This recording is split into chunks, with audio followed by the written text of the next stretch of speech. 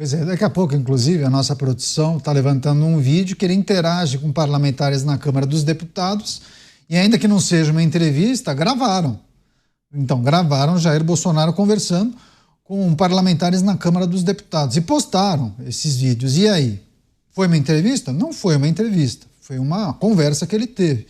Mas qual é a interpretação que a justiça pode fazer a partir do momento em que pessoas acabam fazendo esses posts em várias contas de rede social?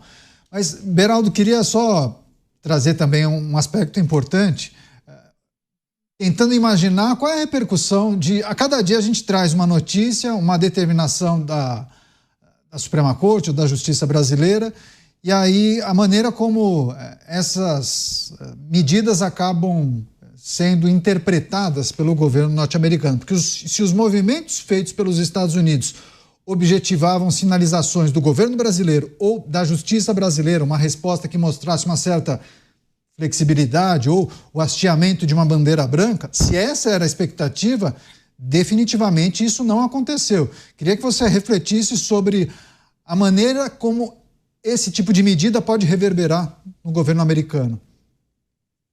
Vamos lá, Caniato, vamos separar as coisas.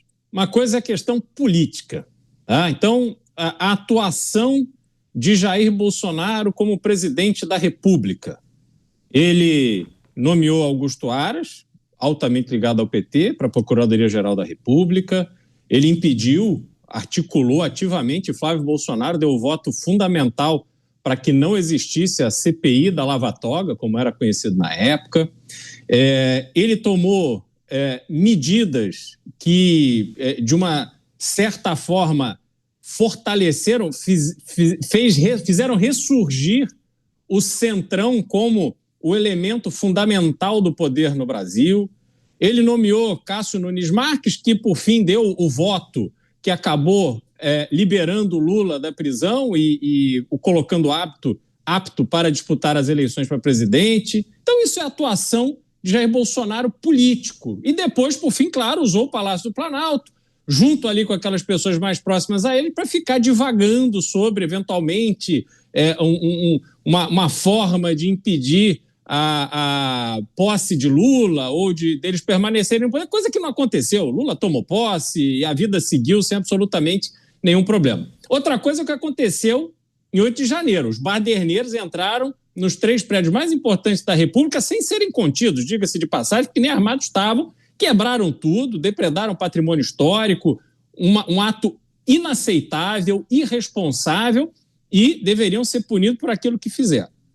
Outra coisa é a gente olhar para todo este cenário e ver um esforço do judiciário brasileiro de querer conectar um monte de pontos desconexos em parceria com o Poder Executivo, parceria de apoio no Poder Executivo nesse sentido, que tem interesse em enfraquecer a força política que é Jair Bolsonaro, e aí começam a tomar decisões que são inexplicáveis. Por que isso me preocupa? E aí eu quero tirar dessa equação toda a questão política. Isso me preocupa porque nós já vimos no Brasil como estes precedentes eles passam a ser usados contra a população em geral. Eu resgato aqui um exemplo da época da Lava Jato, Caniato, em que uma das grandes figuras que foram presas, enfim, condenadas na Lava Jato, tinha um homônimo em Santa Catarina. Este homônimo, que tinha uma empresa legal, legítima, tocava a vida dele ali dentro das regras do jogo e tal, este homônimo, por uma desavença pessoal com uma juíza, teve sua prisão decretada, ficou 70 dias preso, com a justificativa de elementos que tinham sido investigados na Lava Jato e que, obviamente, não diziam respeito a ele, mas sim ao homônimo famoso, corrupto da Lava Jato. Então, quando a gente vê o exemplo que vem de cima, sendo no sentido de que vale tudo para que nós preservemos a nossa forma de pensar, e todo mundo que pensa comigo é meu amigo e tem meu apoio, e aqueles que pensam diferente de mim merecem ser perseguidos e punidos, nós vamos ver se consolidar no Brasil esse estado de absoluta injustiça, porque ninguém está seguro. Observando de fora, Aí chegamos nos Estados Unidos. O que os Estados Unidos está vendo? Um país que passou por cima de tratados internacionais e usou poderosos que usaram do seu poder para atingir cidadãos norte-americanos e empresas americanas. Quando isso acontece, se extrapola o limite da atuação daquela pessoa poderosa no seu país e você atinge um outro país. A resposta dada pelos Estados Unidos na questão do visto, cassação de visto, está perfeita. Fizeram isso com autoridades de Cuba, autoridades da Venezuela, autoridades da Rússia, autoridades da Turquia e seguirão fazendo com quaisquer outras autoridades de outros países que passarem por cima da regra do jogo internacional. Você não poder visitar os Estados Unidos não é interferir na soberania do Brasil, não é pressionar o judiciário, é simplesmente responder a um estímulo que você recebeu. Simplesmente não vá aos Estados Unidos. Mas terá outras consequências. O problema é seu. O problema é seu.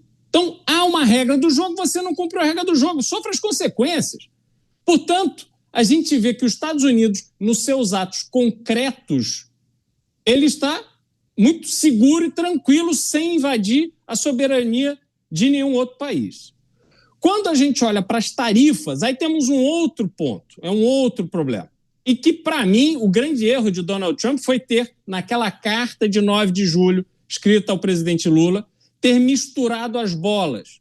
Porque Donald Trump está se amparando numa interpretação da Constituição norte-americana e de uma lei de 1977, que foi uma delegação de autoridade do Congresso Nacional para o Poder Executivo no que diz respeito ao estabelecimento de tarifas em momentos de ameaça à segurança nacional e crises. Então, o argumento para a política tarifária é esse. Quando se olha para o caso do Brasil, em que os Estados Unidos é superavitário em relação ao Brasil, o argumento se enfraquece. Ele já é frágil por natureza. No caso do Brasil, é mais difícil ainda de se justificar. E para piorar a situação, Trump ainda coloca os argumentos de Jair Bolsonaro e a atuação da STF naquele documento. Pois bem, agora, no dia 31 de julho, Canhato, haverá o julgamento na Corte Federal dos Estados Unidos, em Washington, da apelação deste processo que quer demonstrar que Trump não pode usar as tarifas como ele tem feito. Ele já perdeu na primeira instância de 0. Agora vai para Washington e dali vai para a Suprema Corte. Então a situação de Donald Trump não é boa nesse aspecto das tarifas. Agora, em relação às sanções, muito firme, muito permanente, não vejo isso se alterar, independente do esperneio que aconteça no Brasil. É interessante, o Beraldo traz com muita propriedade essa reflexão sobre o fato do presidente americano ter misturado pautas e assuntos em um mesmo comunicado. Até poderia ter feito, mas talvez se ele tivesse utilizado comunicados distintos, né, Dávila? Em um ele trataria das questões políticas, em um outro das questões comerciais, tarifárias. Talvez facilitasse, inclusive, para o governo brasileiro e para as autoridades se organizarem, inclusive, nas respostas, né? Mas as pautas se misturam e o cenário fica muito nebuloso. Você até usou a expressão, Donald Trump fez uma salada. Mas, assim, entendendo que foi uma salada, é preciso, do lado de cá, as figuras tentarem interpretar e, naturalmente, cada mexida na peça, no tabuleiro, pode ser interpretado de uma maneira lá do outro lado, né? E aí é justamente essa a reflexão que a gente precisa fazer. A imposição de uma medida como essa a Jair Bolsonaro reverbera lá do outro lado, nos Estados Unidos, de alguma maneira. As autoridades americanas podem entender que isso foi um recado também para os Estados Unidos, ou essa salada tem alguma organização e são coisas distintas que não se misturam, Dávila?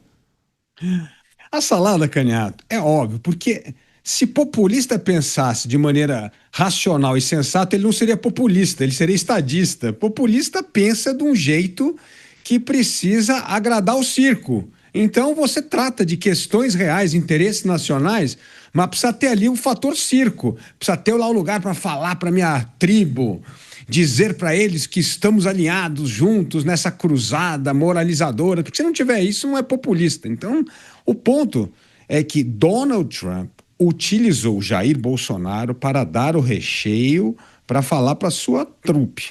O que ele quer, na verdade, é tratar de um assunto que nós já dissemos várias vezes aqui, principalmente eu e o Beraldo. Assim, o problema dele é dar um recado para os BRICS. E usou o Brasil de boi de piranha nessa história. Ó, vocês estão querendo desdolarização da economia, do comércio internacional? Então toma aí, ó. Brasil, 50% de tarifa. E ó, fica de olho Rússia e China, porque a gente pode começar a... E já disseram que podem aumentar as tarifas, inclusive dos BRICS, para 100%.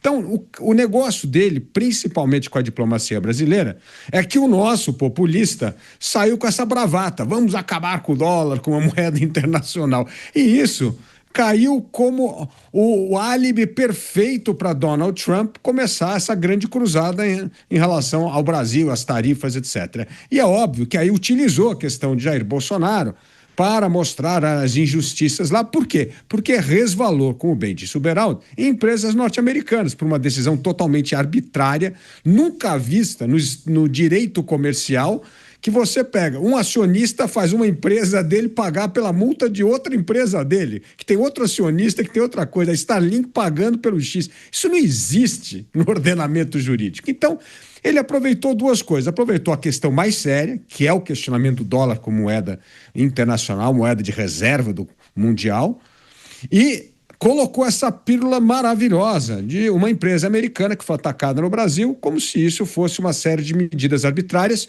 e aí Jair Bolsonaro é vítima das injustiças. Essa que é a salada de Donald Trump. Mas tem método. Ele está indo atrás da defesa dos interesses norte-americanos. Se amanhã os interesses forem atendidos, ele rifa o negócio de Jair Bolsonaro em 1 minuto. Eu não tenho a menor dúvida. Essa turma está pensando na plateia local. Os rednecks dos Estados Unidos não estão nem aí com o Jair Bolsonaro. Eles querem saber quando é que vai ter mais dinheiro, quando é que vai ter emprego local, quando é que vai abrir aquela fábrica de manufaturado que foi fechada não sei quantos anos atrás. É isso que eles querem saber. E Jair Bolsonaro joga para esta plateia. O resto é tudo elemento que ele usa para ornar a sua narrativa política.